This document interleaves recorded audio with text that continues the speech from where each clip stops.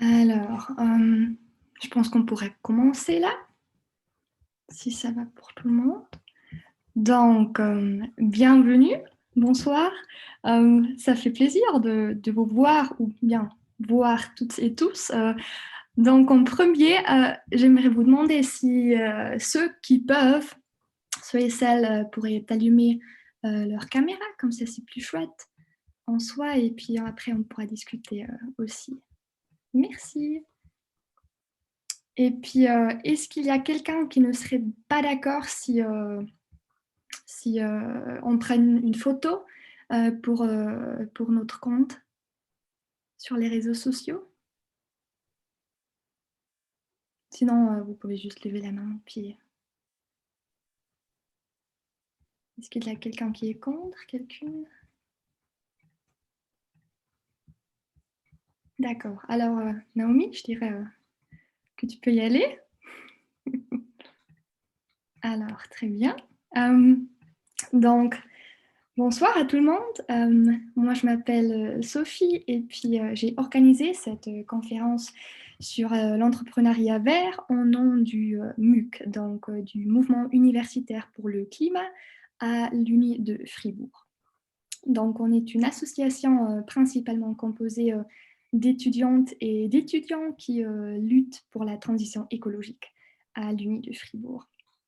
Et donc, ce soir, j'ai le plaisir de vous présenter Mathieu, qui est propriétaire du magasin BioVrac chez Mamie à Viège avec sa partenaire et qui va discuter ce soir avec nous. Donc, salut Mathieu, bonsoir. Bonsoir. Est-ce que tu pourrais vite te présenter et puis dire quelques mots sur ce que tu fais? Alors, je m'appelle Mathieu, je suis un ancien de Nifribourg, en fait.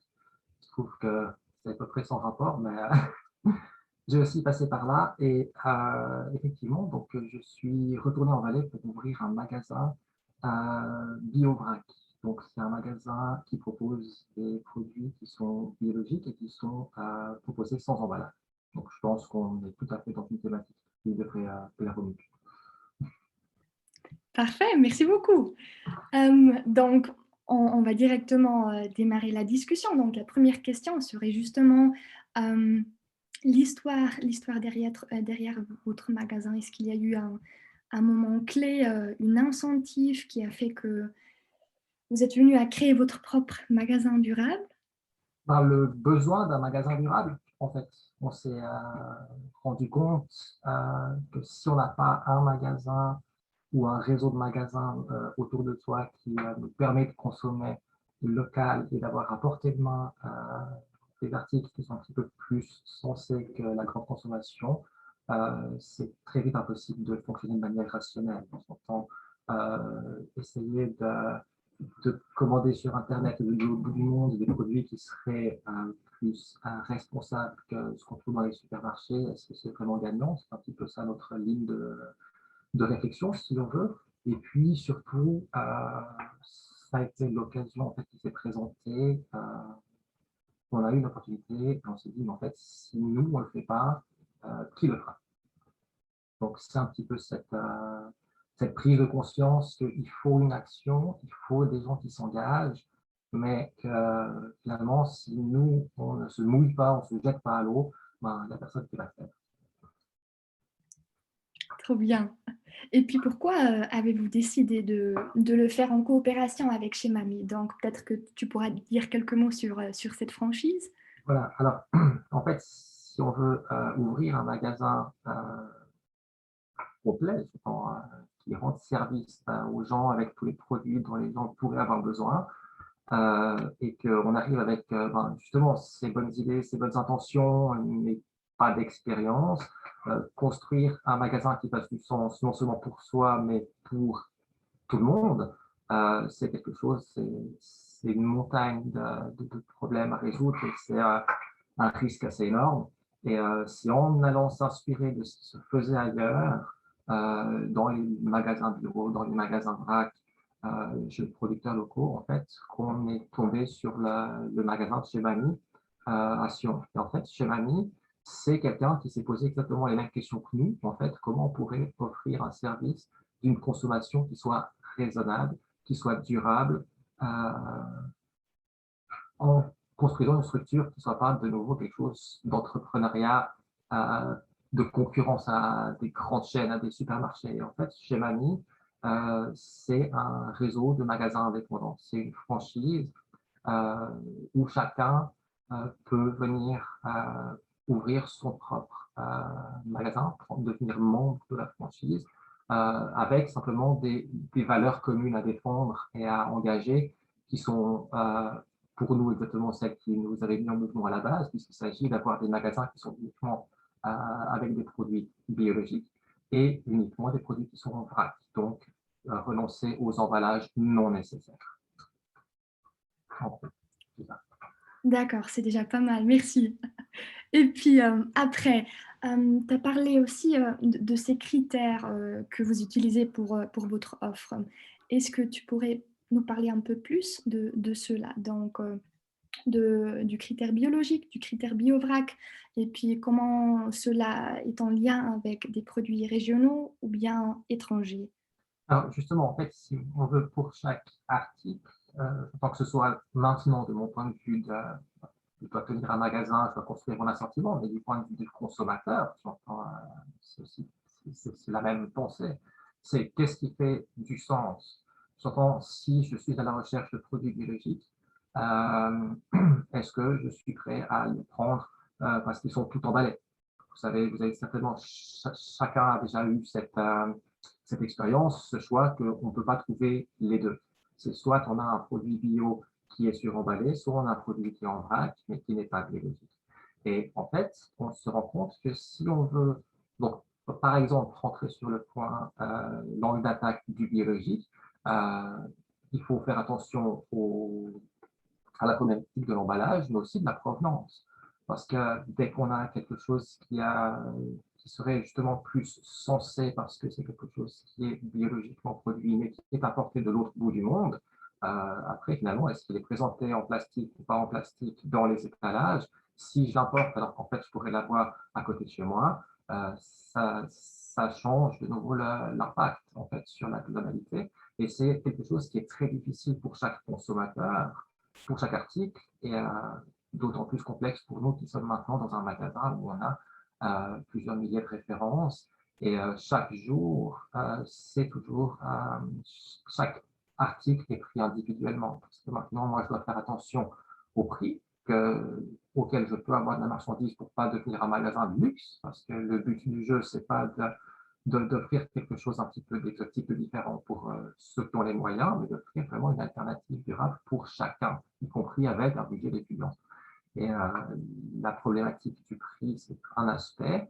Un autre aspect qu'on prend en compte justement de ces critères, c'est le degré de certification biologique, à savoir que les produits bio ont toute une hiérarchie de certification, donc de qualité de produit, si on veut, que ce soit les standards européens, les standards suisses et les standards de la biodynamie, comme les standards Demeter, par exemple.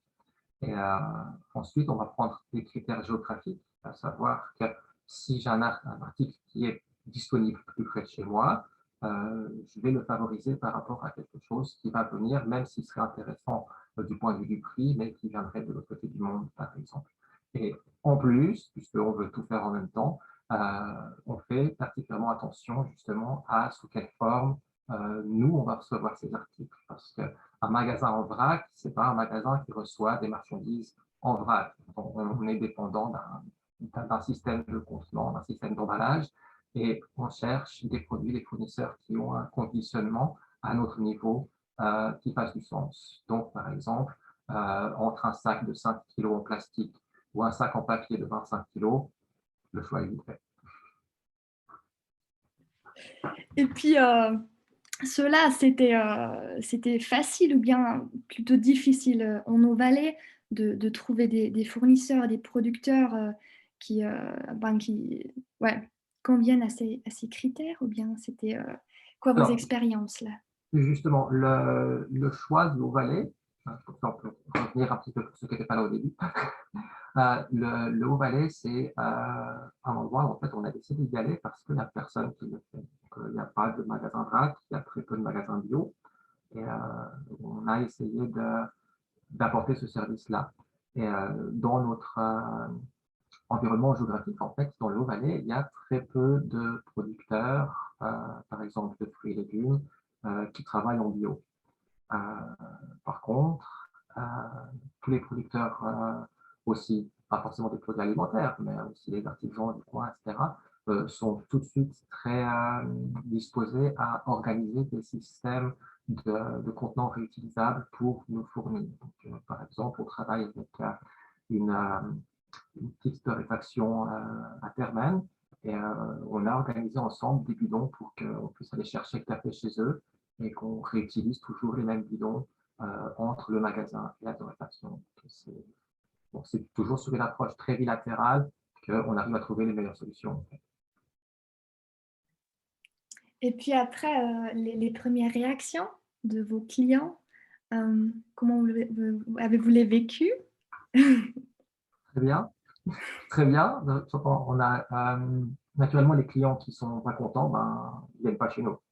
Donc, on a un tri quelque part, on n'est pas très objectif dans les réactions des clients, puisque les clients qui viennent chez nous, en général, veulent venir chez nous, donc ils sont contents. Mais justement, le fait qu'on soit les seuls et qu'on apporte ce mode de consommation à disposition dans notre région, ça répond à des attentes, à justement ceux qui, comme nous, se sont dit, OK, mais moi, j'aimerais faire quelque chose de mieux, quelque chose de différent. Comment je fais? Je suis tout seul. Et du coup, on a vraiment construit des relations très, très enrichissantes avec des clients, justement, qui sont sur le même souci que nous de prendre soin de notre planète, en fait, et qui se posent les mêmes questions et qui, même si ils n'ont pas forcément les mêmes réponses que nous, mais on a toujours un échange très, très fructueux, en fait, entre les attentes de nos clients. On arrive aussi à apprendre des choses, à comprendre mieux, et c'est quelque chose de finalement très, très gratifiant de pouvoir avoir une relation clientèle avec des personnes qui recherchent les mêmes valeurs que celles que nous, on cherche avec nous. Est-ce qu'il y a eu un moment précis où vous avez vraiment appris quelque chose, où c'était, comment dire, un moment extrêmement enrichissant qui vous a confirmé dans ce que vous faites? Tous les jours. Chaque jour, en fait. Chaque jour, chaque rencontre, chaque fois qu'il y a quelqu'un qui rentre dans notre magasin pour la première fois et qui, qui est un petit peu perturbé, qui est un petit peu, mais je ne sais pas comment ça fonctionne, c'est quoi ce que vous faites exactement, moi je cherche un petit peu, quelque chose comme ça. Et c'est cette rencontre et cette lueur en fait dans les yeux de chaque personne qui rentre, qui découvre le concept et qui se dit, mais en fait, pourquoi tout le monde ne fonctionne pas déjà comme ça? Et en fait, c'est vraiment cette rencontre quotidienne qui nous donne un coup de boost à chaque fois et qui fait que, qui nous donne aussi l'énergie de porter un projet pareil, de s'engager comme ça, c'est qu'on reçoit beaucoup d'énergie de par justement la rencontre et l'échange avec des personnes qui partagent les mêmes soucis, même s'ils sont rarement du même avec nous. Mais c'est extrêmement gratifiant. Trop bien. Et puis après, je voudrais vraiment aussi juste vite parler de la situation de pandémie aussi, parce que j'imagine qu'un magasin plutôt petit comme vous a quand même aussi vécu des changements assez importants. Donc, est-ce qu'il y a des changements qui vous concernent ou bien Non, en fait, on fait de pas la trop? résistance un peu par rapport à tout ça, et puis on ne se sent pas concerné par le corona. C'est du sarcasme. C'est du sarcasme. Non, on s'est très vite rendu compte qu'en fait, à partir du moment qu'on a un magasin, qu'on a un commerce, on est très vite impacté par les décisions politiques, par les réglementations qui changent, et on est responsable d'aller les chercher et de les mettre en place. Donc, pour nous, ça a aussi été un apprentissage de la responsabilité en fait, professionnelle. Et c'est vrai qu'un petit magasin a du coup pas beaucoup d'espace à disposition, donc on a beaucoup de limitations le flux des clients. Donc, c'est toujours désagréable de dire à quelqu'un, écoutez, si vous voulez bien attendre dehors devant mon magasin parce que là, on est plein. C'est un bon signe si le magasin était vraiment plein, mais si le magasin est à moitié vide, en fait, c'est pas très agréable. Mais en même temps, c'est là qu'on s'est rendu compte de la chance qu'on avait dans notre projet à nous, d'avoir un assortiment qui est complet, puisque de nouveau, le point pour nous, l'objectif, c'était de répondre à tous les besoins d'un ménage. Donc, on n'est pas exclusivement centré sur l'alimentaire, par exemple. On n'est pas non plus exclusivement centré sur du zéro déchet. Et le fait d'avoir un petit peu différents aspects dans notre magasin, ça nous a permis, par exemple, de rester ouverts pendant toutes les différentes vagues, les différents confinements. On n'a jamais été empêché de travailler. C'est devenu beaucoup plus compliqué, mais c'est une chance qu'on a eue, en fait, parce que de se voir condamné à fermer une échoppe, déjà assez malheureux. Et en plus, quand on travaille pour une bonne chose, ça fait encore plus mal. Oh, tant mieux, vraiment. Est-ce que vous avez déjà des plans pour la période post-corona? Parce que je sais par exemple que ta partenaire Patricia, elle m'a raconté une fois qu'elle aimerait bien faire des workshops pour des produits cosmétiques faits maison. Donc, est-ce qu'il y a des plans qui se sont développés pendant ce temps-là ou bien? En fait, c'est les plans qui se développent dans le processus normal, puisque nous, on est aussi toujours dans un processus continuel de trouver, de chercher des meilleures solutions, de trouver à quel point on pourrait s'améliorer au niveau de l'autre ménage privé, au niveau de notre magasin et au niveau de toutes les sollicitations, les propositions, les inputs qu'on reçoit de nos clients. Donc, un point central de notre démarche, si vous voulez, c'est de pas seulement être là pour être un point de vente et puis on fait du business en vendant des produits, mais c'est aussi d'être un point de rencontre, justement, un point d'échange et d'organiser des ateliers, des workshops où des intervenants externes viennent nous présenter des techniques, par exemple, ou simplement chacun peut venir et échanger les trucs, les astuces pour faire ces produits de nettoyage maison, comment je fais mon lait d'avoine. Et par exemple, justement, quelque chose qui a été demandé, qui est un petit peu dans le pipeline, mais qui nous a été impossible de réaliser à cause de la pandémie du corona, c'est justement un atelier avec une cosméticienne qui va nous montrer justement comment on peut faire ses propres produits cosmétiques, de soins, de maquillage, soi-même à la maison avec des produits durables. Alors, on espère que vous allez pouvoir réaliser ces projets bientôt.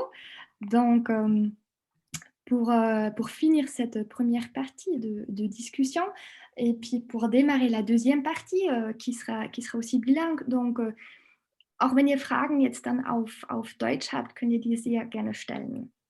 Ich kann das sonst dann auch übersetzen, aber ich glaube, Mathieu kann auch gut Deutsch reden. Ja, Also, nicht so gut, aber probieren können. genau, sehr gut. Donc, pour démarrer cette deuxième partie, je voulais encore plonger plus dans l'aspect, dans le côté astuce. Donc, pour des personnes qui souhaitent elles-mêmes créer une telle entreprise, une entreprise durable, est-ce que tu as des astuces concrètes? À quoi faut-il faire attention, comme, par exemple? Alors, tu le dis très bien toi-même, en fait, il faut être concret. Je pense entre le concept, l'idée, l'envie d'avoir un projet qu'on trouve un petit peu idéaliste quand on crée quelque chose. Et pour rentrer dans la phase de réalisation, il faut nécessairement devenir concret, à savoir se poser des questions, OK, sous quelle forme, quelles sont les conditions à remplir, ne serait-ce que pour que j'aie le droit de m'afficher en tant que, pour moi, en tant que, ben voilà, je tiens un magasin, mais quel que soit le projet, est-ce que c'est une forme privée, est-ce que c'est une forme associative, est-ce qu'on veut créer un groupe, une association, une société? Et sur le point de vue concret aussi, c'est quelles sont les exigences, quelles sont les limites du système, en fait, quels sont les moyens qui sont nécessaires pour réaliser quelque chose. Ça peut être quelque chose en termes de budget, naturellement. Il ne faut pas oublier que sans budget, on ne peut pas créer grand-chose. mais aussi en termes de disponibilité, de temps, d'énergie. Et surtout, très concrètement, le fait qu'on ne peut pas porter le monde tout seul sur ses épaules. Donc, le premier type, la première astuce, même si on veut rester très abstrait et rester très idéaliste, ne pas foncer dans le tas tout seul. Parce que le team, le soutien, l'échange, c'est ce qui te permet de continuer même quand tu n'en peux plus, en fait. Et si tu es tout seul et que tu n'as personne avec toi pour te soutenir, il faut vraiment, vraiment, vraiment, vraiment, vraiment vouloir. D'accord, merci beaucoup. Est-ce qu'il y a des questions du public? Est-ce que vous avez une question en tête qui n'a pas encore été discutée et que vous aimeriez absolument savoir en plus? Je vais regarder dans le chat. N'hésitez pas, hein, on est libre. Oui, Naomi? Alors, bonsoir et merci pour cette présentation déjà. J'avais une question plus, comment dire, égoïste un peu. Si, enfin, je me suis toujours posé la question et j'ai jamais cherché à y répondre et du coup j'en profite pour vous la poser à vous. Pour, en termes de prix, en fait, en tant qu'étudiante, c'est quand même un, comment dire, un argument qui est quand même assez haut dans la liste de combien coûtent les choses et notamment la nourriture. Et du coup, je voulais savoir ouais, où c'est que ça se positionne par rapport à des courses dans des magasins de grande surface, si vous savez. C'est une excellente question. Et c'est très conscient du fait que justement le budget, c'est souvent l'aspect numéro un quand on a d'autres activités que juste remplir les caisses, donc par exemple être étudiant. Et c'est très difficile de répondre à cette question-là, même si c'est une question que je me pose très souvent, parce que c'est important pour nous de justement, comme j'ai mentionné avant, de ne pas devenir un magasin de luxe. Donc, si on veut, les prix qui sont, ce que je parle de mon magasin à moi, sont comparables au prix de produits bio dans les grandes surfaces, l'emballage en moins. Après, c'est clair que il existe des magasins vrac qui ne sont pas forcément exclusivement bio et donc les produits conventionnels en vrac seront certainement plus accessibles aussi. Donc, c'est vrai que nous, on se complique la vie à vouloir faire tout bien, tout juste dans tous les aspects. Mais je ne peux pas non plus parler par rapport au prix des autres magasins vrac qui seraient peut-être dans la région de Fribourg ou autre, parce que je n'ai pas été prospecté aussi loin pour voir quelles sont leurs politiques de prix, etc. Mais un aspect qui est, en tout cas pour nous, en privé, devenu assez fondamental pour prendre cet aspect en ligne de compte, justement dans le budget, est-ce que je, là, je suis en train de manger des produits de luxe ou pas, c'est simplement la manière de consommer, la manière de manger, le fait de se dire, par exemple, si j'ai ramené des légumes qui poussent à côté de chez moi, ils ont une saveur particulière et je vais les déguster de manière plus consciente que quelque chose que j'ai acheté dans une grande surface. Après, même si le légume que j'ai acheté en grande surface vient effectivement de pas loin non plus, mais c'est l'attitude consciente de la valeur de ce qu'on a dans l'assiette qui peut justement, on pourrait dire, surpasser la question de budget. C'est une mauvaise réponse. C'est une très mauvaise réponse. D'accord, merci. Merci Naomi. Est-ce qu'il y a d'autres personnes qui aimeraient poser des questions ou bien qui sont elles-mêmes dans une position où elles aimeraient créer quelque chose, où ils ont besoin d'aide, par exemple? J'imagine que c'est assez difficile à ce temps-là, mais peut-être post-corona, il y aura de nouvelles opportunités.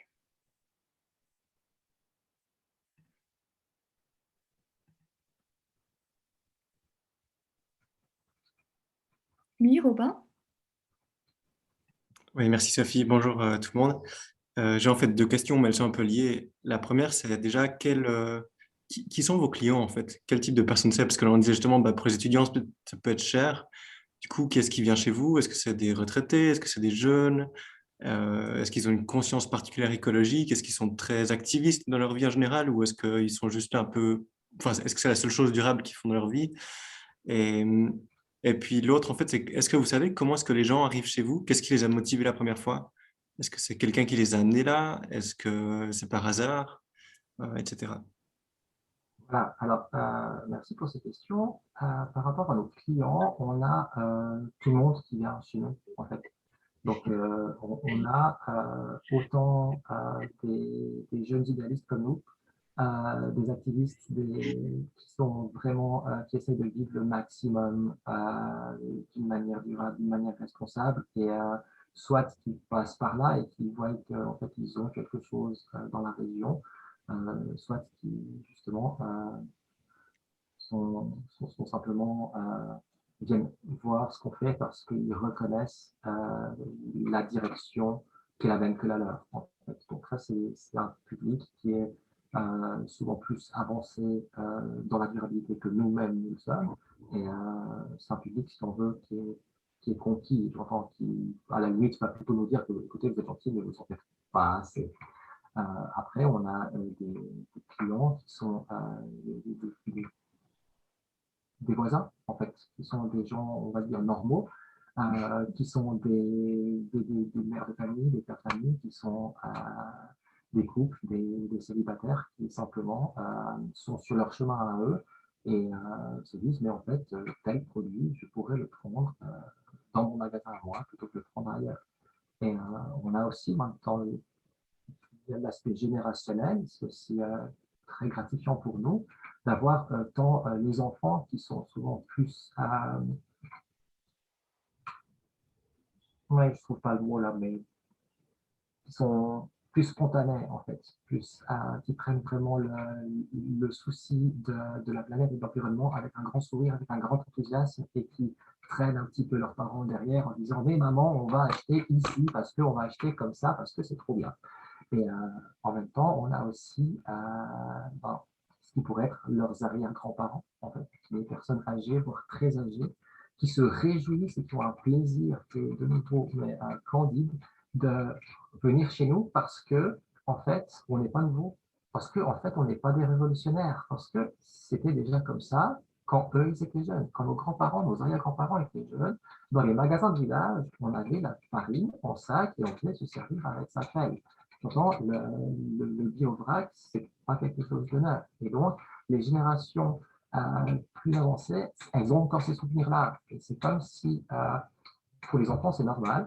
Pour les personnes un peu plus âgées, c'est normal aussi. Et c'est pour la génération entre deux, les adultes, un petit peu nous, pour qui, ben, pour nous, c'était pas si intuitif que ça. Et on a été habitué à autre chose. On va leur réapprendre. Donc, quelque part, il faut s'imaginer, dans mon magasin, il y a un petit peu tous ces gens-là qui se croisent et qui, en général, commencent à discuter entre eux. Donc, ça, c'est bien. Merci. Ça fait, ça fait vraiment un grand plaisir d'entendre que c'est aussi pour vous chaque fois une découverte et puis une belle expérience. C'est une grande valeur, en fait, pour nous, parce que on est toujours confronté à quelque chose de nouveau, on est toujours dans l'échange et on reçoit énormément. On reçoit énormément d'énergie, de motivation et d'idées aussi, d'input, comment on pourrait faire mieux, comment on pourrait faire autrement. Et c'est vraiment c'est quelque chose d'exigeant, bien sûr, d'avoir ouvert un magasin et d'être toujours là, en fait. C'est vrai que c'est dans le type de projet à développer, c'est un projet qui requiert énormément d'énergie pour être toujours là, toujours à disposition. C'est qui, enfin, chacun peut rentrer, la porte elle est toujours ouverte, on n'a pas de contrôle sur quand est-ce qu'il y a quelqu'un qui rentre ou pas. Et, et heureusement, on a justement cette source d'énergie qui nous donne le sourire, même si des fois il est un petit peu forcé quand la personne elle rentre, dès qu'on rencontre la personne, ça va de soi. Ça fait plaisir d'entendre. Est-ce qu'il y a une question?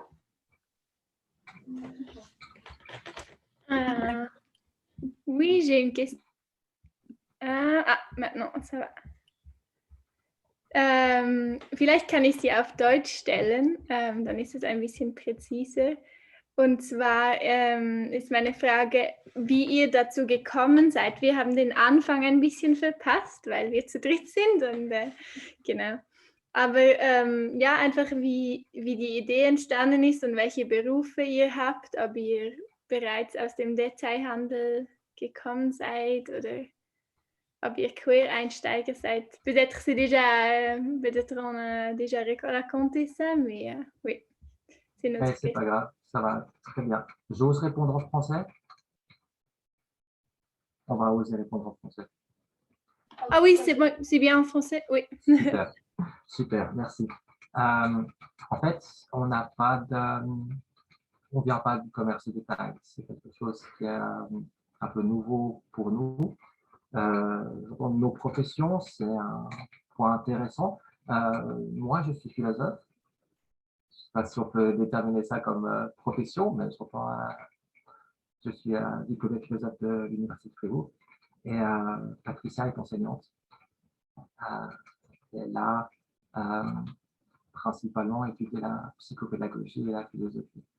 Donc, on n'est pas vraiment dans une tradition de business. On n'a pas vraiment d'expérience de la vente. J'entends dans mes jobs d'étudiant, j'ai travaillé aussi dans la vente, dans le commerce de détail. Donc, c'est des connaissances un univers auquel j'avais déjà accès, mais je n'ai pas de formation adéquate dans la branche. Donc, c'est justement un des points positifs pour nous du travail dans le réseau de la franchise chez Mamie, puisque la chance qu'on a, c'est d'arriver comme ça naïvement avec nos idéaux et notre bonne volonté. Et le réseau, donc les autres qui sont déjà sur ce chemin depuis quelques années, ils nous offrent la formation, ils nous offrent le soutien logistique nécessaire pour qu'on se rende compte de qu'est-ce que ça représente et qu'on ne soit pas justement tout de suite largué dans un univers qu'on ne comprend pas et de surcroît tout seul. Donc, de nouveau, c'est quelque chose qui rappelle à mon autre astuce que j'ai dit avant, que ne pas être tout seul, ça aide toujours.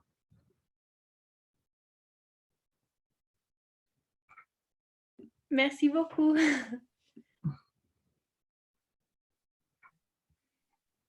qu'il y a d'autres questions? D'autres mains qui se lèvent?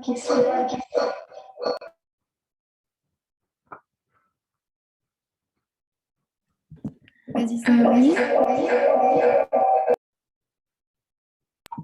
J'aurais une question.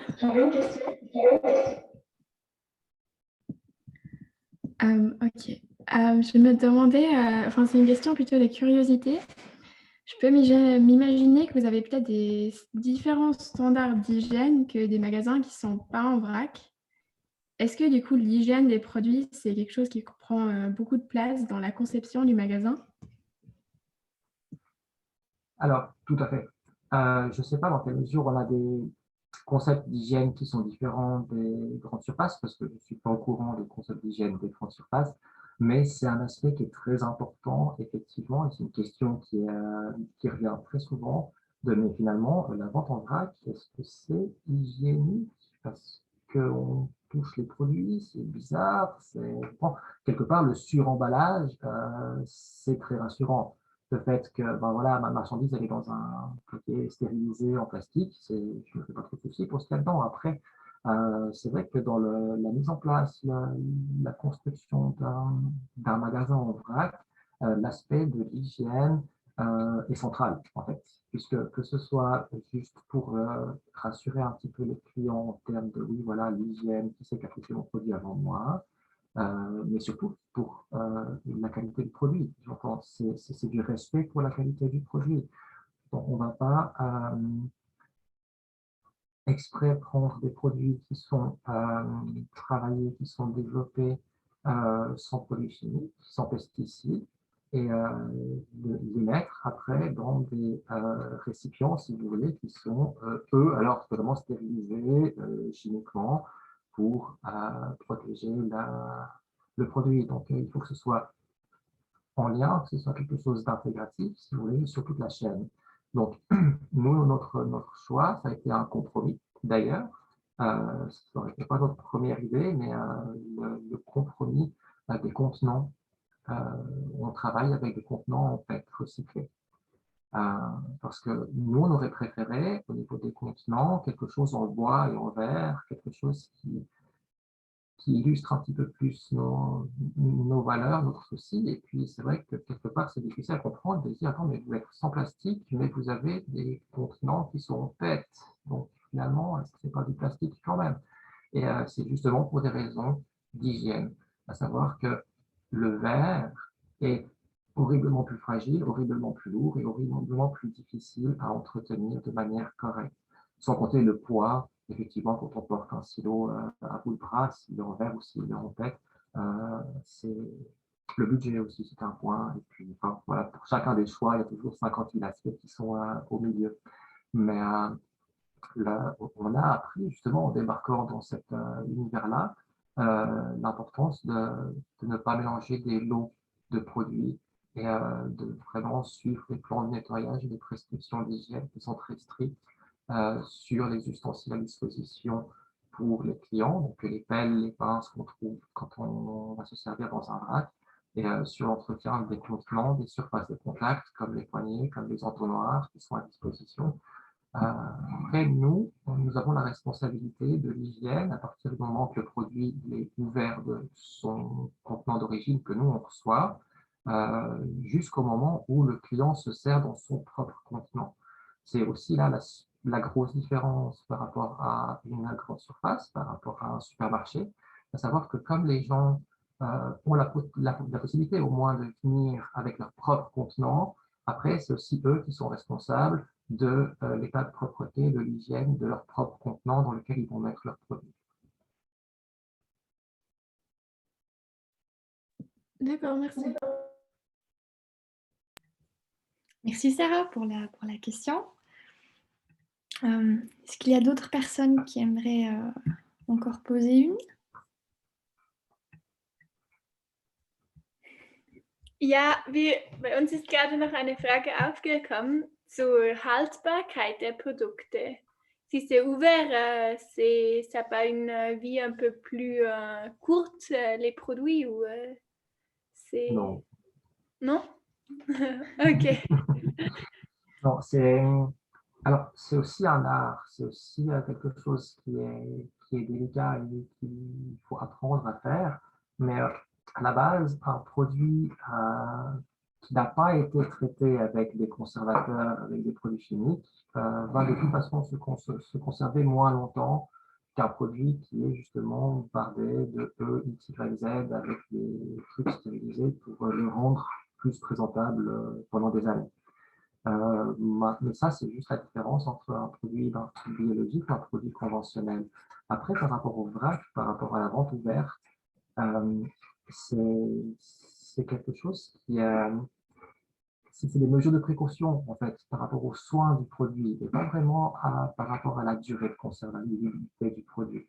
Puisque les produits, j'entends, si on veut parler de riz, si on veut parler de noix, par exemple, la durée de consommation, elle n'est absolument pas différente d'un produit comparable emballé. Par contre, à partir du moment qu'il est ouvert, c'est vrai que les facteurs de risque sont beaucoup plus nombreux. À savoir que si on a des fruits secs qui sont au soleil, ils vont très vite tourner. On a des céréales qui sont plus sensibles. Par exemple, si on a des flocons, elles vont devenir rances. C'est clair que des noix qui sont ouvertes, elles vont perdre leur saveur. Les épices aussi, naturellement. Si vous avez des herbes séchées et que vous les mettez en plein soleil, elles vont pas longtemps rester vertes et très vite devenir moins présentables. Mais j'entends, ce n'est pas vraiment une question de durée de conservation, c'est plus une question de soin du produit, en fait. Et avec le soin adéquat, on ne souffre pas du tout de limitation par rapport à la durée de conservabilité.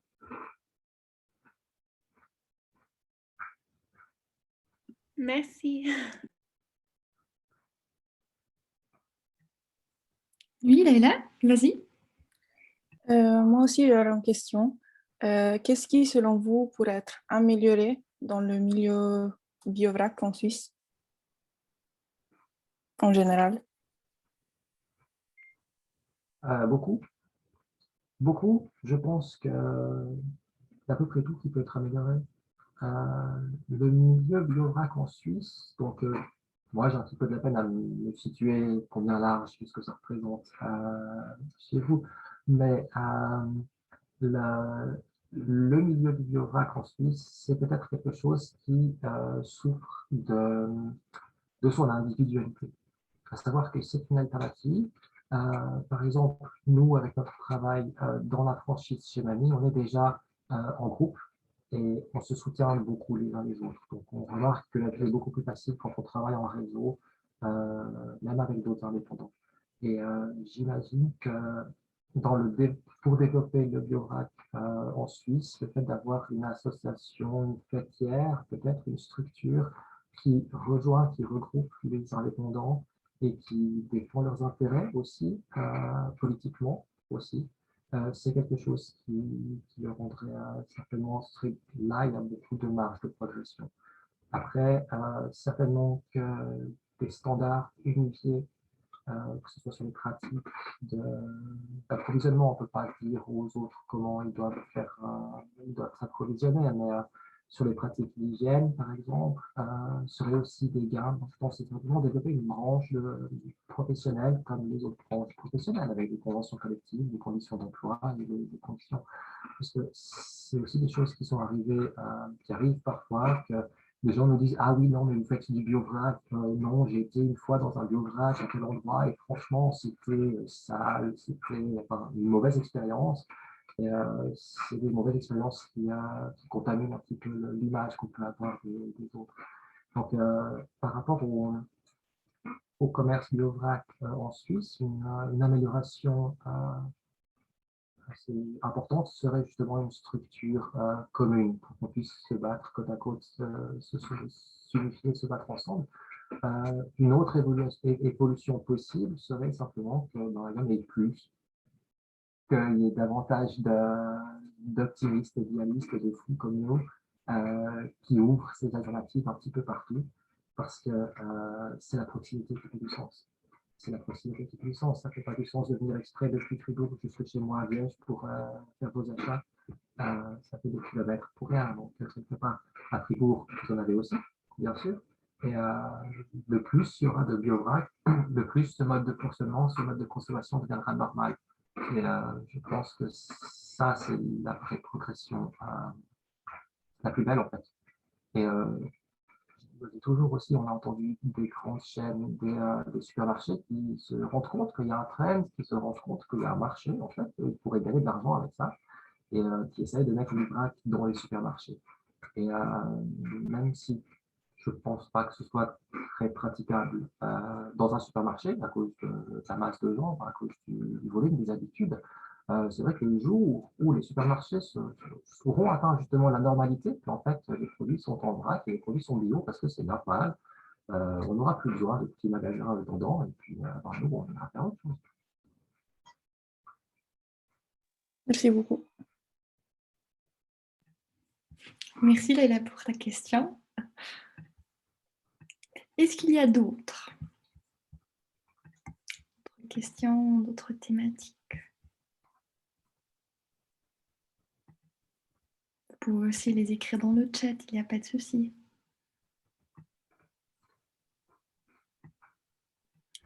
Oui, Leïla. Est-ce que l'État vous soutient ou bien est-ce qu'il crée des projets pour vous soutenir ou quel est le rôle de l'État? Ça va être très rapidement répondu, aucun. J'entends dans mon cas particulier, hein, que ce soit clair. On n'est pas une structure subventionnée, on n'a pas de soutien de l'État, ni de fondation ou autre. C'est aussi parce qu'on savait ce qu'on voulait faire et qu'on l'a fait. Après, effectivement, de plus en plus, on voit que l'État, que ce soit la Confédération, c'est-à-dire que c'est un État un niveau un peu gros par rapport à un projet individuel tel qu'un magasin, mais dans les différents cantons, il y a des mesures qui sont en train d'être prises, des fois des concours, des projets qui sont soutenus pour la création souvent de nouvelles entreprises qui vont dans le sens de la durabilité. Donc, ça existe et ça vient gentiment. Je pense que ça devrait aussi bientôt devenir normal. Mais dans notre cas particulier, à nous, on a le soutien de personnes. Merci. Oui, Naomi? Du coup, je me demandais, enfin, c'est un peu deux questions aussi en une. Quels seraient vos conseils pour les personnes qui souhaiteraient un jour créer une entreprise ou une start-up ouais, qui soit durable, etc. Et du coup, est-ce que vous auriez des... Enfin, contre quoi est-ce que vous mettriez en garde ces personnes-là? Enfin, est-ce qu'il y aurait des choses où vous dites ah, il faut absolument se préparer à ce genre de situation ou ce type de difficultés? Alors, j'admets que c'est assez difficile d'anticiper les difficultés. Ça dépend vraiment du type de projet, du type de start-up, du type d'activité qui est envisagé. Maintenant, je pense que c'est des conseils qui sont peut-être assez génériques par rapport à la création d'entreprises. C'est peut-être des banalités s'il y a des experts dans ce niveau-là, ce n'est pas mon cas. Mais c'est vraiment de se faire à partir du moment que c'est une forme d'entreprise, j'entends, de créer une entreprise, est-ce qu'il y a une demande pour ce que je dois offrir? Est-ce qu'il y a un débouché? Et comment je peux aller rencontrer franchement ces clients potentiels ou comment mon offre peut aller à la rencontre de cette demande. Par exemple, nous, ce qu'on n'avait pas du tout fait au début, puisqu'on s'est juste dit, ah ben, on va aller, il n'y a rien, ça manque, on va y aller. Et après, on est tombé sur des étudiants, d'ailleurs, qui nous ont proposé, dans le cadre de leur travail de master, je crois, de faire une étude de marché pour regarder dans le bassin dans lequel nous, on s'était installés, justement d'aller un petit peu sonder des questionnaires et voir dans quelle mesure il y a de l'intérêt pour notre activité à cet endroit géographique. Et c'est satisfaisant qu'à posteriori, l'étude de marché nous a quand même montré qu'on n'était pas si naïf que ça.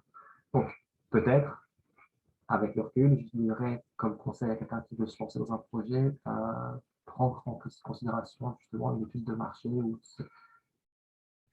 pas forcément une étude de marché au sens strict, mais simplement glaner un maximum d'informations sur les débouchés potentiels, parce que finalement, c'est aussi un risque financier.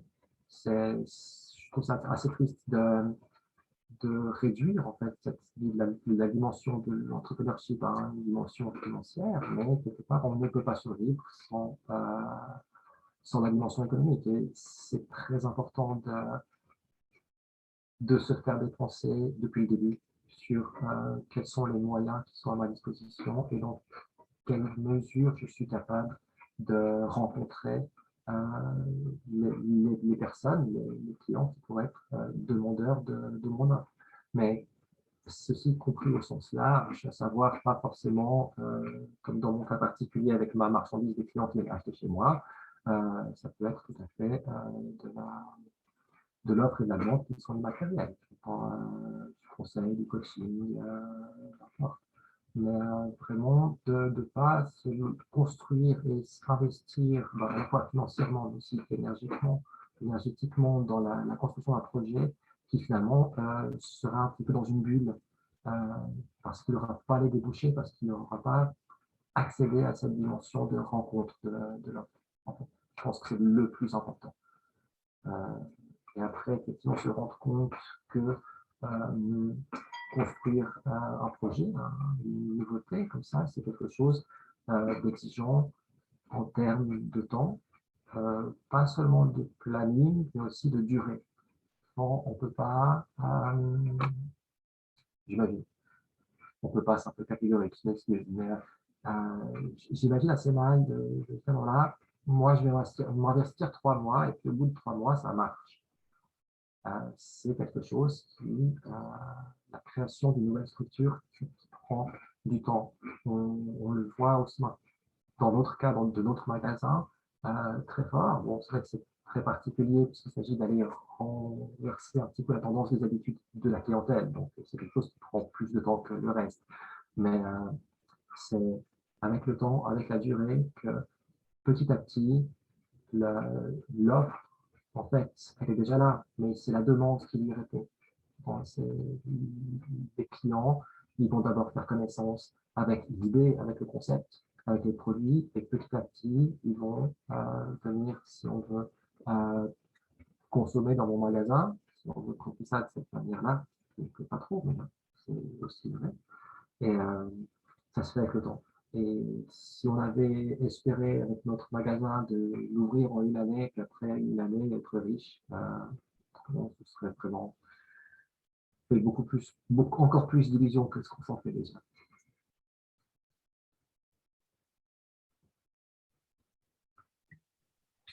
Donc, merci beaucoup, Mathieu, pour toutes tes réponses et puis merci beaucoup aux autres pour ces questions très intéressantes. Est-ce qu'il y a des dernières questions ou bien est-ce que Mathieu pourrait peut-être dire un dernier mot, un dernier message qui lui tient cher pour finir cette discussion?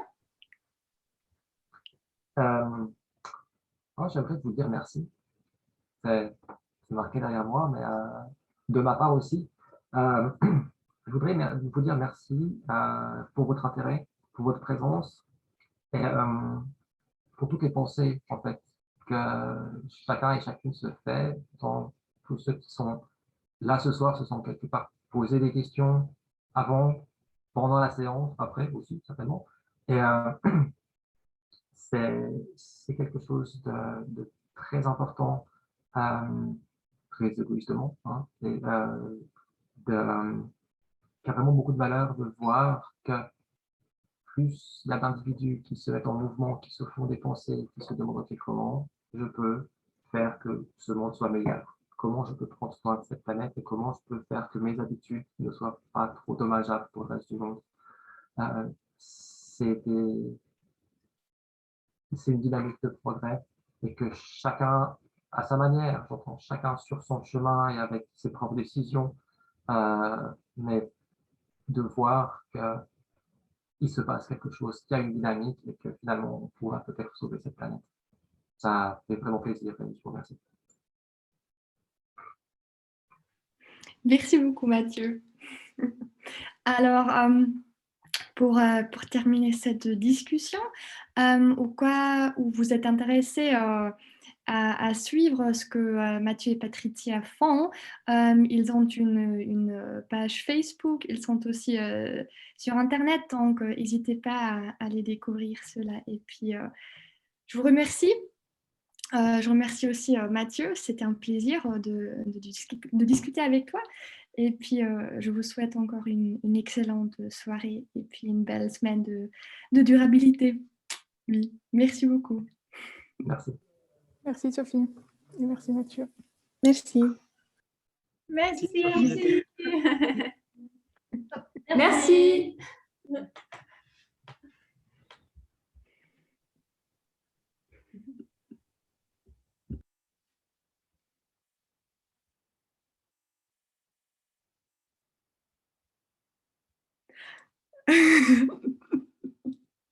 Hallo. Ja, merci. Ich kenne auch nicht mehr. Oh, aber hast du gesehen. Hallo. Dankeschön. Merci vielmals. Schön, dass ihr da gewesen. Hey, Das ist voll herzig. Ja. Ich gedacht, das ist am 7. Kein Problem, alles gut. Es hat... Ja. Gut, aber alles gut, wirklich. Hey, schön, dass ihr dabei gewesen. Hat es dir gefallen? Ja, voll. Super. Du hast das super gemacht. Super, Franz. Ja. Merci vielmals. Das ist ja verherzig vor allem. Einem geht's gut. Top. Und dir? Tipptopp. All gut, all gut. Ja, voll. Froh, dass das so gut gelaufen ist. Mathieu, tu es encore là? Ou bien... Oui, oui, je suis encore là. D'accord, ok, pas de souci. Ce sont deux amis de moi. Ils sont aussi à l'Uni de Fribourg, en fait. Oui, ça va. Vous avez quelque chose? Pardon? Vous avez compris quelque chose? Oui, oui. Bien, oui. Des fois. Elles sont aussi bilingues, tu sais. Ah, plus que moi, alors, tout va bien. Est-ce que tout s'est passé bien pour toi? Mathieu, t'es content? Oui, ouais. C'est nouveau Super. pour moi comme exercice, donc je crois que ça, on s'en est bien sorti, non? Pas du tout, pas du tout. T'étais Non. t'étais un pro, un vrai pro. Ouais. Voilà. Merci. Non, mais vraiment. Exprès, Mais c'était un plaisir, vraiment. J'ai beaucoup apprécié la discussion. Bonne soirée. Ciao, ciao. Tschüss. Alors, je te laisse après, juste peut-être un dernier truc. Ouais. Je pense que tu recevras encore quelque chose de la part de la semaine de la durabilité, mais je ne sais pas encore quand et puis sous quelle manière, mais un petit merci quand même d'avoir participé. bien, très volontiers. Alors, je te souhaite également une excellente soirée. Et, salut Patricia de ma part. Oui, salutations. Et puis, une bonne suite de semaine, du coup. Merci pareillement. C'était chouette, j'ai beaucoup apprécié. Merci.